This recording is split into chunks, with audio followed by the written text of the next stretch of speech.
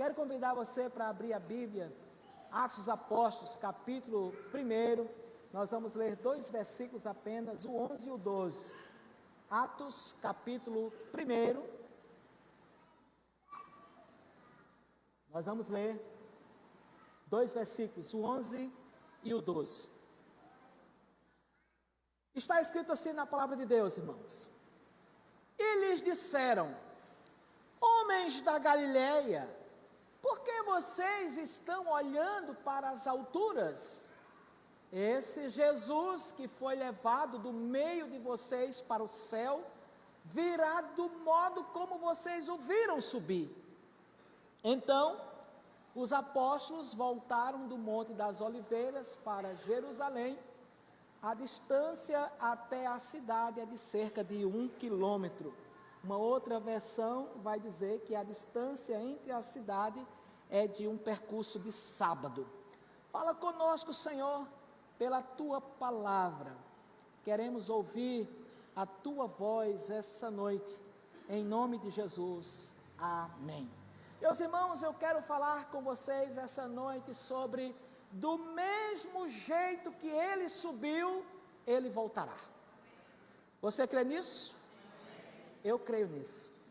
Uma geração distraída pelo entretenimento, uma geração saturada de informações e anestesiada pela rotina, a verdade da segunda vinda de Jesus Cristo parece ter sido silenciada. Mas o céu não esqueceu. Não, o céu não esqueceu. Esse texto fala de um episódio após a ressurreição de Jesus. Passou um tempo entre os discípulos, e nesse caso específico era a ascensão de Jesus ao céu. Depois de ter concluído sua trajetória terrena, esse episódio narra a forma como Jesus subiu aos céus. Se você ler os textos, os versículos anteriores, por exemplo, o versículo 9, Jesus, depois de proferir umas palavras que os discípulos deveriam ficar em Jerusalém para aguardar serem revestidos do Espírito Santo, diz a Bíblia que Jesus foi elevado às alturas à vista de todas as pessoas que estavam ali naquele lugar. E uma nuvem o encobriu, aquela nuvem encobriu as pessoas de verem Jesus sendo levado aos céus. E os anjos declararam aqui, especificamente no versículo 11, uma verdade inabalável. E qual é essa verdade? Jesus voltará do mesmo modo que ele subiu. E isso é extraordinário. Isso não é uma profecia vaga, meus irmãos. Isso é uma promessa divina. Você pode dar glória a Deus, porque a gente tem que dar glória a Deus. E diante dessa promessa nós temos duas opções: ou nós vamos nos preparar, ou nós seremos pegos de surpresa. Qual é a opção que você vai escolher? Então, nesse texto nós vamos entender algumas coisas, como por exemplo, varões galileus. Os anjos disseram isso. Isso significa dizer que aqueles homens que receberam essa revelação não eram doutores do templo, não eram homens de prestígio em Jerusalém, eles eram galileus. E o que isso significa? Isso significa dizer que eles eram homens simples, eles eram homens desprezados. Lembram daquela fala de Natanael, quando diz assim: porventura pode sair alguma coisa boa de Nazaré? Nazaré era a região da Galileia. Como que poderia? Eram homens simples, desprezados, mas foram pessoas escolhidas por Deus. E Deus confiou a esperança da volta de Cristo, não aos grandes, mas aos humildes. E hoje, Ele nos confia a nós essa verdade. Eles também perguntaram, os anjos perguntaram àqueles homens, varões galileus, por que vocês estão olhando para o céu? Essa expressão no texto original indica que eles estavam parados assim, abestalhados, olhando assim para o céu. Assim, ficaram um tempão olhando. A expressão do texto era de uma anestesia, de uma paralisia, olhando assim, admirados. Eles estavam fascinados, eles estavam imóveis. Sabe por quê? A glória encanta. Isso mesmo. Apesar da glória encantar, a gente precisa cuidar para que ela também não nos paralise. E a advertência é clara: não basta vocês olharem, não basta vocês contemplarem, porque fé que não anda é fé estagnada. Esperança que não age é uma esperança vazia. Então aqui também é uma advertência, é uma cobrança. E o texto continua quando os anjos dizem: este Jesus, o tous Jessu, no texto original grego, quer dizer, não é outro nome dado entre os homens pelo qual devamos ser salvos, a não ser o nome de Jesus. Não é outra pessoa que vocês estão vendo, que vocês vão ver voltar. Essa pessoa é Jesus. Isso não é simbólico. Isso não é uma coisa reinventada pela cultura. O que os anjos estavam dizendo é que o mesmo Jesus da cruz, o mesmo Jesus do túmulo vazio, o mesmo Jesus da ressurreição gloriosa, este Jesus é o mesmo que voltará. E a Bíblia diz que ele foi assunto aos céus. Ele não se exaltou, ele não se glorificou. Foi o Pai que o levantou, o Pai quem o entronizou. E o Pai cumpriu a sua promessa, feita, revelada lá no Salmo 100, e o versículo 110, e o versículo 1, quando diz a palavra de Deus: assenta-te à minha direita, até que eu ponha os teus inimigos por estrada dos teus pés. Aqui tudo está se cumprindo. E aí vem a certeza: este Jesus que vocês estão vendo subir, assim mesmo ele virá. Assim como subiu, ele voltará. O que isso quer dizer? Do jeito que vocês estão vendo, da forma visível, ele vai voltar. É literal, é glorioso. A ascensão de Jesus naquele dia é um espelho da sua volta. Ele subiu com o corpo glorificado e ele voltará com o corpo glorificado. E isso é tremendo. Ele subiu do Monte das Oliveiras, por isso que eu fiz questão de ler o versículo 12.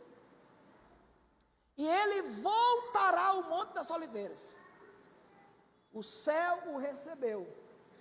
E vai ser o céu que vai devolvê-lo. E todo olho vai ver quando ele voltar. Eu não sei como é que vai ser isso, mas eu sei que vai ser. E eu posso imaginar que haverá uma transmissão ao vivo disso. No mínimo, alguma coisa assim acontecerá. E os anjos resumem essa escatologia, podemos assim dizer que escatologia é o estudo das últimas coisas, em 4 frases. Ele diz assim: quem? Quem? É uma pergunta. Este Jesus é a resposta. De onde ele vai vir? Do céu é a resposta. Quando é que ele vai vir? Não sei. É também a resposta. E por que eu preciso saber disso? Porque eu preciso estar vigilante, para que quando ele volte, eu esteja pronto. No versículo 12 acrescenta um detalhe, como eu disse, um detalhe precioso. Os discípulos saíram do Monte das Oliveiras para Jerusalém, a distância de uma jornada de um sábado. Tem uma versão que diz isso. A versão que nós lemos já diz cerca de 1 quilômetro. No contexto judaico, a jornada de um sábado era a distância máxima que um judeu poderia andar no dia de sábado para não contrariar a lei. E essa tradição diz que ele deveria andar cerca de 2.000 côvados Um côvado é a medida do dedo maior da mão até o cotovelo. Algumas pessoas vão ter essa medida de 46 centímetros, outros terão a medida máxima de 54 centímetros. Então a medida de um côvado varia de uma escala de 46 a 54 centímetros. Então nós vamos colocar aqui uma medida mediana, 50 centímetros. 2.000 côvados dá 1.000 metros, 1.000 metros é 1 quilômetro. Se a gente acrescentar os 4 centímetros a mais, aí talvez dê aí 1 quilômetro e 200 metros, 2.000 côvados. Então, essa era a ideia de que um judeu no dia de sábado só poderia caminhar no máximo 1 quilômetro. Então, o Monte das Oliveiras, ele fica realmente próximo de Jerusalém a leste. Quem já foi em Israel vai se lembrar que o que separa o Monte das Oliveiras para Jerusalém é apenas o Vale de Cedron. Então é um espaço muito curto, muito pequeno. E aí depois daquela visão que os discípulos tiveram, veio a caminhada na terra. Porque depois da promessa vem a obediência, depois da glória vem a missão. E sabe, meus irmãos, a lição que nós tiramos nessa palavra elucidativa do texto é que a fé não nos tira da realidade, mas ela nos faz caminhar nela. E sabe, meus irmãos, a promessa pode estar a poucos passos de distância. Entre a visão e o cumprimento, às vezes falta apenas uma jornada de fé, de confiança, de convicção que a gente precisa ter.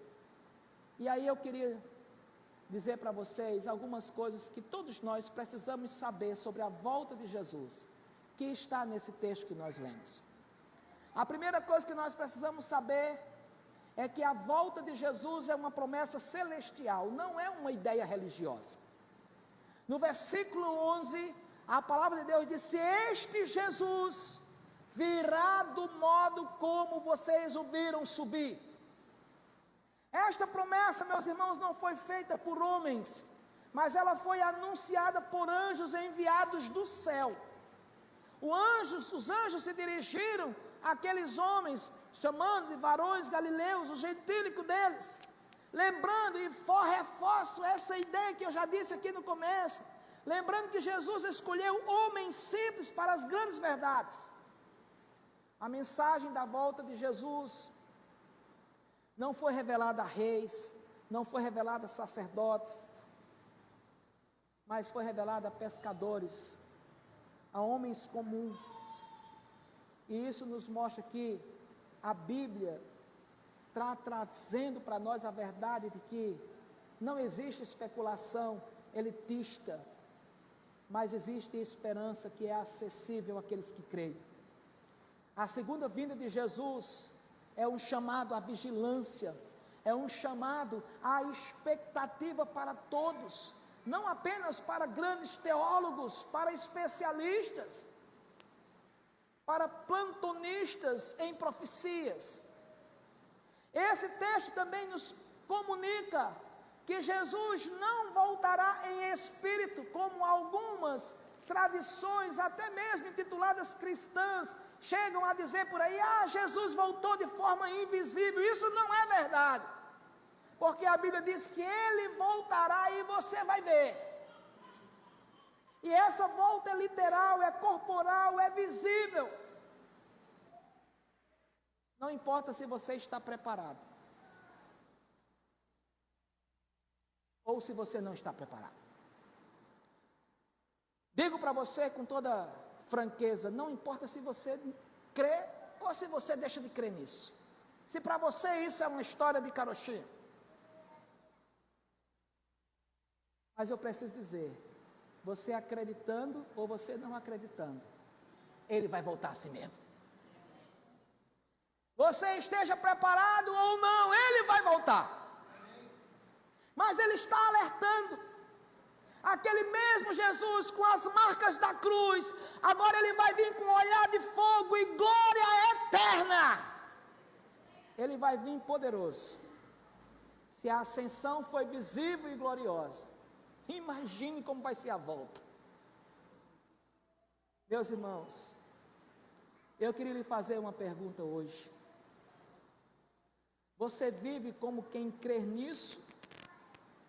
Ou como alguém que havia esquecido disso? Qual é a sua expectativa? A segunda coisa que esse texto nos revela e que nós precisamos saber é que a volta de Cristo nos chama a mudar o foco. Isso mesmo. A mudar o foco do céu para a missão. Como assim, pastor? Observe que os anjos reclamaram com os discípulos: por que vocês estão olhando para cima?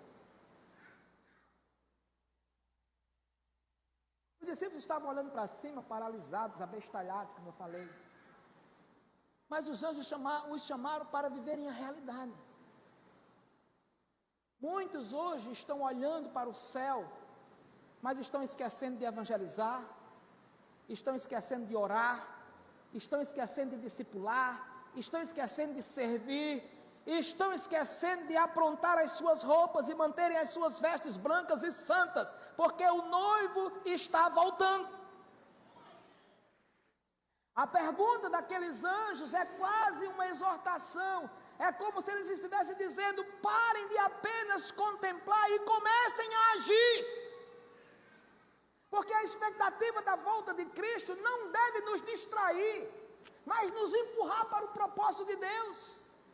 E o propósito de Deus é que toda pessoa seja salva.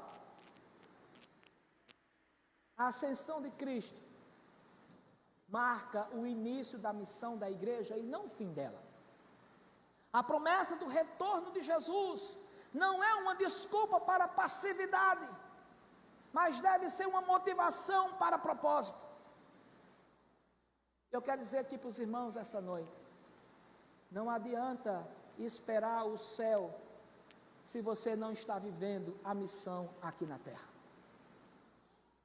Se você não é testemunha de Cristo, se você não está fazendo Cristo conhecido, se você não está cumprindo o seu papel de ser um cristão, alguém que possa proclamar com a sua vida transformada, testemunhando de Jesus. A terceira coisa que você precisa saber e que está escrito nesse texto sobre a volta de Jesus, é que a volta do Senhor ocorrerá no tempo determinado por Deus e não no nosso tempo. Não sou eu que vou mandar. Jesus havia dito, lá no versículo 7 desse capítulo 1 de Atos: não vos compete saber os tempos e as épocas que o Pai reservou, fixou pela sua própria autoridade. A volta de Jesus é certa, mas o tempo dessa volta pertence ao Pai. Isso gera fé e gera urgência. A gente não tem que ficar tentando prever datas, mas devemos estar prontos todos os dias. Jesus pode voltar agora. Nós vivemos a geração mais profética da história. Guerras, apostasia, esfriamento do amor, aumento do engano. E eu pergunto para você aqui: se hoje fosse tocada a última trombeta, aonde você estaria? Qual seria o destino final da sua vida? Uma quarta coisa que esse texto revela e que eu preciso saber sobre a volta de Jesus é que o Monte das Oliveiras conecta a promessa com o cumprimento. Isso.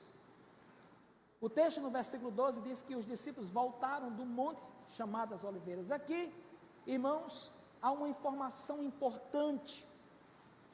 O lugar onde aconteceu a ascensão e onde está prometido que ele voltará. O profeta Zacarias, no capítulo 14, E o versículo 4 diz que naquele dia, Zacarias capítulo 14, versículo 4, naquele dia, os seus pés estarão sobre o monte das oliveiras. O que o profeta Zacarias está falando é uma profecia escatológica. Ele está profetizando que Jesus retornará ali no mesmo monte.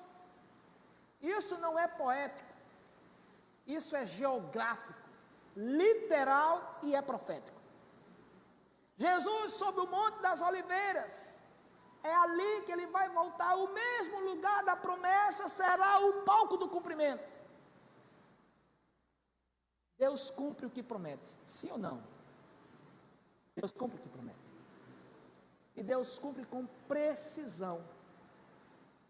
Uma das provas visíveis dessa profecia é o portão dourado, também conhecido como portão da misericórdia, portão da vida eterna, ou portão Formosa, aquele de que está registrado no capítulo 3 de Atos, onde os discípulos operaram milagres ali na porta Formosa. Esse portão dourado, ele existe até hoje. Ele fica bem em frente ao Monte das Oliveiras, atravessando o Vale de Cedron. Segundo a tradição judaica, será esse o portão que o Messias passará. Por isso, no final do século XVI, pelo regime otomano, um sultão chamado Solimão resolveu fechar com tijolos o portão dourado. E além de fechar com tijolos o portão dourado, eles também construíram um cemitério islâmico. Porque segundo a tradição judaica, um sacerdote ou um judeu que passar em território onde tem sepultura, ele vai ficar impuro por um tempo. Então eles disseram, jamais essa profecia vai se cumprir. E está lá, o portão dourado até hoje. Mas o profeta Ezequiel, no capítulo 44, o versículos 1, 2 e 3, mais precisamente o versículo 3, ele diz que, além de falar que essa porta seria fechada, ele diz que há um príncipe que abrirá essa porta e passará por ela. E esse príncipe é o nosso Senhor Jesus Cristo, que vai voltar. Se ele cumpre a geografia da promessa, meus irmãos, imagine o restante. O nosso Deus é Deus de detalhes. Uma quinta e última coisa que está escrito nesse texto que nós lemos e nós precisamos saber, é que a volta de Jesus é um chamado urgente ao arrependimento e à vigilância. Isso mesmo. A promessa da volta de Jesus, meus irmãos, não é um alívio poético. Ele vai voltar. Oh, glória! Isso é um problema. Jesus voltar é um problema grande. Mas o texto traz uma advertência real. Porque a volta de Jesus é esperança para os salvos, mas é pavor para os despreparados. E sabe, meus irmãos, Jesus afirma em Mateus capítulo 24 e o versículo 44, vocês precisam estar preparados. Há uma outra versão que diz assim, vocês precisam estar apercebidos, antenados. Porque a hora que vocês não estão nem aí achando nada, é exatamente essa hora que ele vai voltar. O tempo da graça está correndo. A porta, agora não a porta dourada, mas a porta da graça está aberta. Mas ela não vai ficar assim para sempre. Eu preciso lhe dizer isso. Eu queria fazer uma conjectura com você. Se você soubesse agora que Jesus iria voltar amanhã, 9 horas da manhã, está marcado, 9 horas, segunda-feira, 25 de agosto de 2025, 9 horas da manhã, Jesus vai voltar. O que você mudaria hoje, se você soubesse que Jesus vai voltar amanhã, 9 horas da manhã? Eu não estou dizendo que ele vai voltar amanhã, que eu não sei o dia que ele vai voltar. Ninguém sabe, só o Pai. Agora eu pergunto para você, se você teria alguma coisa para mudar, se você soubesse que ele vai voltar amanhã, por que não viver assim todos os dias, como se ele fosse voltar agora? Sabe, meus irmãos, o Cristo que vai voltar é o mesmo que subiu. Esta foi a primeira afirmação explícita no Novo Testamento sobre a segunda vinda de Jesus após a sua ascensão. E esse texto nos ensina que este Jesus, é a promessa que é pessoal, é literal, não é um espírito, um símbolo ou uma energia. É o mesmo Jesus, como eu já disse, crucificado, ressurreto, glorificado. Assim como viste subir, a ascensão foi visível, corporal, gloriosa, foi pública. Logo, a volta dele também será. Apocalipse capítulo 1, versículo 7, a palavra do Senhor diz: eis que ele vem com as nuvens. Olha o que diz o texto: ele vem com as nuvens, e todo olho o verá, até mesmo aqueles que o traspassaram. E sabe o que mais vai acontecer? E todas as tribos da terra se lamentarão por causa dele. Isso mesmo. Isso contradiz as doutrinas de que Jesus já voltou. A volta de Cristo é real, é literal, é gloriosa. Ele não voltará em segredo. Todo olho vai ver. Ele não vem mais agora como um cordeiro mudo que não abre a boca. Ele agora vem como leão da tribo de Judá. É ele quem vai abrir os selos. Ele não vem mais para morrer, mas ele agora vem para reinar. Ele não vem mais para ser julgado, mas ele vem agora para julgar. O mesmo Jesus que subiu da cruz para a glória, voltará da glória para buscar o seu povo. Foi isso que os anjos disseram: do mesmo modo que vocês o viram subir, ele voltará. Isso não é metáfora, não é fábula, é verdade absoluta. Isso aqui não é um relato apenas da ascensão de Jesus, mas é um marco escatológico. Ali o céu garantiu a terra. Jesus vai voltar do mesmo modo, no mesmo lugar, para cumprir tudo que foi prometido. E a pergunta dos anjos ecoa até hoje para nós: por que vocês estão olhando para o céu? É hora de agir com fé, é hora de viver com propósito e esperar com santidade. E eu pergunto para você: você está preparado para Jesus voltar? Sua casa está preparada, sua vida, pregue essa verdade. Eu quero terminar falando 5 coisas finais. Guarde isso no seu coração. Primeira coisa é: viva pronto. Nós não somos turistas nesse mundo. Nós somos cidadãos do céu. Temos uma pátria. E nós estamos aqui em missão para fazer a obra que Deus nos comissionou. Não fique esperando um sinal. A segunda coisa: viva sendo você mesmo o sinal de Deus. Sua vida deve ser como um outdoor escatológico apontando que Jesus vai voltar. Como eu fiz aquela pergunta agora no finalzinho: se Jesus voltasse hoje ou amanhã, o que você mudaria? Então mude isso hoje. Muda agora. A eternidade começa na sua próxima decisão. E faça isso pensando na eternidade. A esperança do retorno de Cristo deve gerar em nós compromisso. Não olhe apenas para cima, esperando milagres. Haja com fé aqui embaixo na terra, como testemunha de que Cristo morreu, que ressuscitou e que voltará. Ele subiu em glória, mas ele voltará em juízo. Portanto, precisamos estar preparados em santidade. O mesmo céu que se abriu para recebê-lo,